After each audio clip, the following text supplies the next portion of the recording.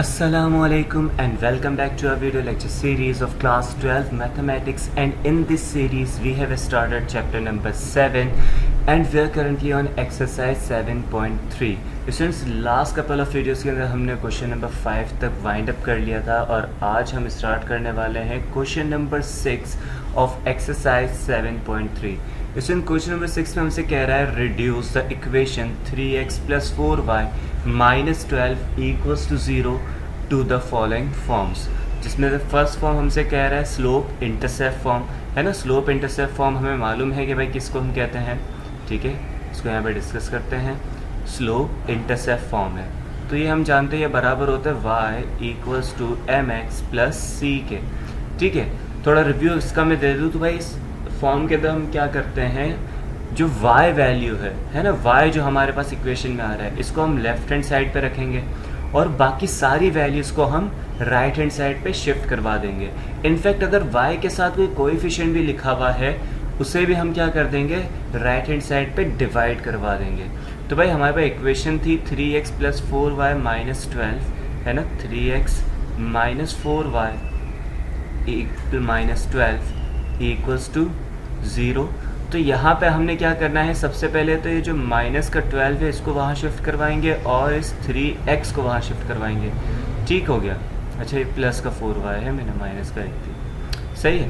तो this will be 4y equals to -3x and +12, सही है. 3x वहाँ जाएगा तो माइनस का हो जाएगा और 12 वहाँ जाएगा तो प्लस का. अब हमने क्या करना है, यहाँ पे 4 मल्टीप्लाई हो रहा है इस y के साथ, इसे भी वहाँ शिफ्ट करवा देंगे. तो ये मल्टीप्लाई हो रहा है तो वहाँ जाके डिवाइड हो जाएगा. तो भाई डायरेक्टली हम क्या कर देते हैं, सेपरेटली दोनों के साथ डिवाइड करवा देते हैं. तो -3/4 अलग और 12/4 अलग हो गया, सही है. अब देखिए 3 और 4 तो कैंसिल आउट नहीं हो सकते, यहाँ पे कैंसिलेशन परफॉर्म करेंगे तो 4 1s एंड 4 3s, तो it will become y equals to -3/4 times x + 3. तो ये हमारे पास इक्वेशन आ गई स्लोप इंटरसेप्ट फॉर्म में, जिसमें हमने कह रहा है कि भाई -3/4 क्या है, इसका स्लोप है और प्लस का 3 इसका y इंटरसेप्ट है, सही है. तो भाई मूव करते हैं हम सेकेंड पार्ट की तरफ. सेकेंड पार्ट में हमसे कह रहा है कि भाई हमें 2 इंटरसेप्ट फॉर्म की तरफ लेकर आना है. 2 इंटरसेप्ट फॉर्म हमें क्या कहती है, x/a + y/b = 1. स्टूडेंट्स ये a और b हमारे पास क्या है, a का मतलब है x इंटरसेप्ट और b का मतलब हमारे पास है y इंटरसेप्ट, सही है. तो क्या करेंगे, सबसे पहले तो जो माइनस का 12 है इसे दूसरी तरफ शिफ्ट करवा दें. तो 3x + 4y = 12. Now what we will do, हमारे पास यहाँ पे = की एक साइड पे 1 आना चाहिए और हमारे पास मौजूद 12 है. तो भाई दोनों तरफ क्या कर दें, 12 से डिवाइड करवा दें. यहाँ पर भी डिवाइड बाई 12 होगा और यहाँ पर भी डिवाइड बाई 12 होगा, तो सेपरेटली डिवाइड कर दें भाई 12 से. सही हो गया यहाँ तक. तो भाई ये हो जाएगा 3 1s and 3 4s, 4 1s and 4 3s, 12 और 12 कैंसिल हो गए तो यहाँ पे 1 बच जाएगा.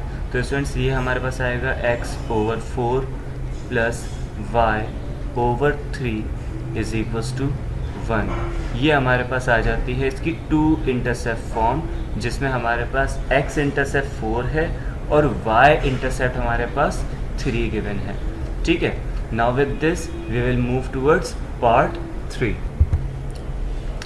अच्छा जी, now for the part number 3 we have normal और परपेंडिकुलर फॉर्म, सही है. डिस्कस करते हैं. पार्ट 3 है ये हमारे पास. सपोज करते हैं हमारे पास जो इक्वेशन है वो गिवन है ax + by + c = 0. तो इसे हमें कन्वर्ट करना है किसमें, परपेंडिकुलर फॉर्म में, which is x cos α + y sin α - p = 0. Students इसमें cos अल्फ़ा, sin अल्फ़ा और p इनकी वैल्यूज़ हमें यहाँ पे गेट करनी है. तो ये हमारे पास क्या होता है स्टूडेंट्स, cos अल्फ़ा जो होता है हमारा वो बराबर होता है a/√a² + b² के, सही. sin अल्फ़ा हमारा जो बराबर होगा वो होगा b/√a² + b² के. And p will be equals to -c over under root a² plus b²। तो ये हमारे पास कुछ फॉर्मूलाज हैं जो कि हमने यहाँ पे यूज़ करने हैं। सबसे पहले तो बात करते हैं भाई a, b और c की। तो यहाँ पे देख सकते हो ये जो हमारे पास 3 है ये हमारा a हो जाएगा, 4 हमारा b है और माइनस का 12, सही है, ये कम्प्लीटली हमारा क्या होगा, c की वैल्यू है। तो cos अल्फ़ा की वैल्यू अगर हम निकालें तो cos alpha will be equals to a का मतलब 3 आ गया, divided by square root of 3 squared plus 4 squared. सही है स्टूडेंट्स, तो 3 as it is divided by आ जाएगा स्क्वायर रूट ऑफ 9 प्लस 16। तो ये हमारे पास हो गया 3 ओवर स्क्वायर रूट ऑफ 25। मतलब ये हमारे पास, लेकिन नीचे ही लिख लेते हैं इसको, थोड़ा स्पेस यहीं से क्रिएट कर लेंगे। तो ये हमारे पास वैल्यू आ गई 3 ओवर 5। सही है, चाहे तो यहाँ तक रोक दें या फिर आप यहाँ से अल्फ़ा की वैल्यू निकाल लें। ये 3 ओवर 5 है, तो स्टूडेंट्स अल्फ़ा हमारे पास क्या होगा, कॉस इनवर्स 1 लिखना है मुझे यहाँ पे, ठीक है, 3/5।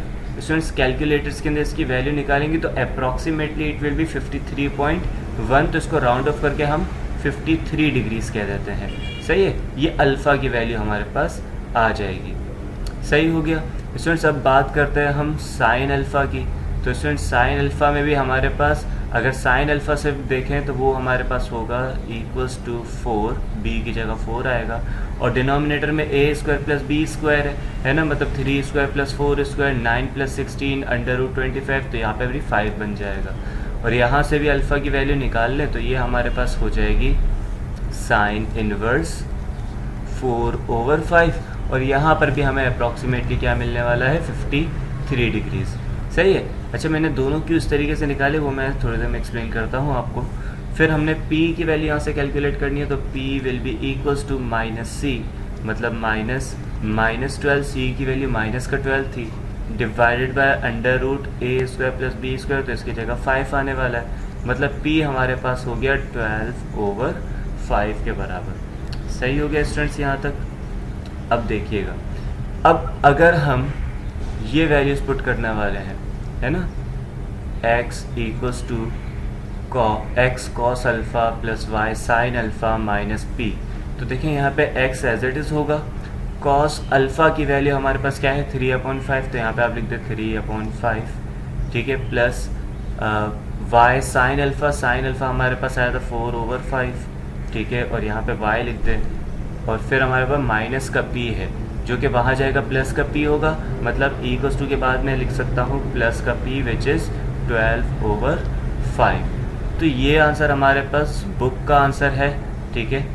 और अगर हम इसको करेक्टली इसको मेंशन करें तो स्टूडेंट्स x cos अल्फ़ा, तो cos अल्फ़ा की जगह हम क्या लिखेंगे, cos 53 डिग्रीज, सही है, प्लस y साइन अल्फ़ा, तो साइन अल्फ़ा की जगह हम लिखेंगे साइन 53 डिग्रीज और माइनस p है तो ये हो जाएगा माइनस का 12 over 5 is equals to 0, which is the correct perpendicular form. सही ना, इससे रिलेटेड हमने लास्ट टाइम क्वेश्चन भी किया था, क्वेश्चन नंबर 5 के दोनों जो लास्ट के पार्ट्स थे उसमें हमें अल्फ़ा और परपेंडिकुलर डिस्टेंस ये दोनों चीज़ें गिवन होती थी। सही है, तो अक्सर अगर हम परपेंडिकुलर फॉर्म की बात करें तो उसमें अल्फ़ा और p की वैल्यू हमें पता होनी चाहिए। और यहाँ इस फॉर्म में जो बुक के पीछे आंसर दिया जा रहा है, आई डोंट नो कि उसमें इस तरीके से आंसर क्यों दिया जा रहा है, लेकिन फिर भी वो भी हमने यहाँ पे मेंशन कर दिया है। Although correct answer will be this one. सही है, आप दोनों यहाँ पे मेंशन करके चलें, ठीक है।